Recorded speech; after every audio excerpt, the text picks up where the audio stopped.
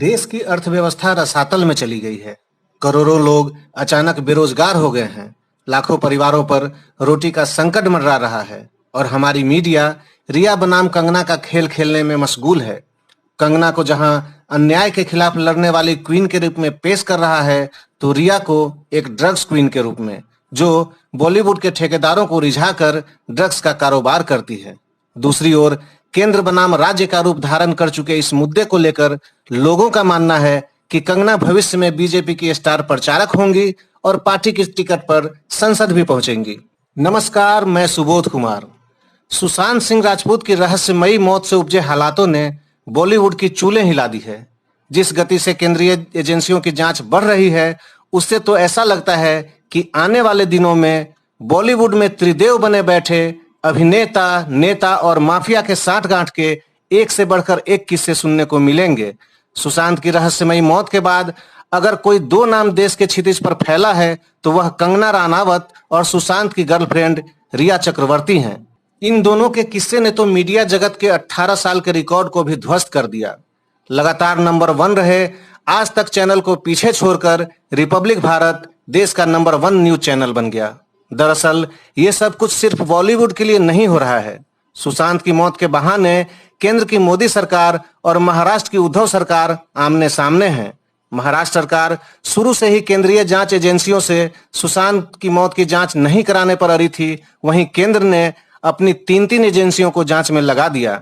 चीन से तनातनी के बावजूद कंगना की सुरक्षा में कमांडो लगाए गए। हद तो तब हो गई जब एक पोस्टर में उद्धव ठाकरे को दुशासन, कंगना को द्रौपदी और मोदी को श्री कृष्ण इंगित करते हुए चीरहरण का दृश्य दिखाया गया। दरअसल उद्धव ठाकरे ने इशारों ही इशारों में कंगना से कहा था कि पानी में रहकर मगर से बैर नहीं करते। इस पर कंगना का जवाब था कि एक दिन गुरूर सबका टूटता है और तेरा भी टूटेगा। शायद इसी आरोप प्रत्यारोप ने कलाकार को वैसा पोस्टर बनाने के लिए प्रेरित किया होगा। खैर, छोड़िए इन बातों को। अब इस प्रकरण के राजनीतिक पहलू पर आते हैं। सुशांत की रहस्यमयी मौत से भाजपा को बैठे बिठाए वह मुद्दा मिल गया जिसकी उसको बेसब्री से इंतजार था। चूंकि सीएम पद को लेकर उद्धव की शिवसेना ने भाजपा से नाता तोड़ा था, ऐसे में भाजपा के लिए सीएम पद पर उद्धव को पचाना भारी पड़ रहा था। भले ही उद्धव की कुर्सी जाए या बचे, लेकिन भाजपा को उनकी कुर्सी को हिलाने का तो मौका मिल ही गया। पहले 3 एजेंसियों को जांच में लगाया और अब कंगना के माध्यम से शिवसेना से खुली बगावत छेड़ दी है। उधर कई ऐसे संगठन भी हैं जो कंगना को आज की लक्ष्मीबाई बताने पर उतारू हैं। सूरत के कपड़ा व्यापारियों ने तो कंगना के सपोर्ट में pure crepe, silk, satin, georgette जैसे 7 डिजाइनर साड़ियों में कंगना की तस्वीरें उतारकर बाजार में लाई हैं।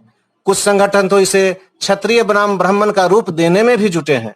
जैसा कि आप जानते हैं, अपने देश में किसी भी मामले को जातीय रंग देने का रोग बहुत पुराना है। यहाँ की तो पूरी राजनीतिक व्यवस्था ही जातीय गणित पर टिकी है। खैर, इस पूरे प्रकरण में और किसी को फायदा हो अथवा नहीं, लेकिन मीडिया और कंगना को इसका फायदा जरूर हो रहा है। मीडिया की जहां टीआरपी बढ़ रही है, वहीं कंगना के लिए राजनीतिक अवसर पैदा हो रहा है। ऐसा माना जा रहा है कि कंगना भविष्य में बीजेपी की स्टार प्रचारक होंगी और बीजेपी की टिकट पर संसद भी पहुंचने की कोशिश करेंगी।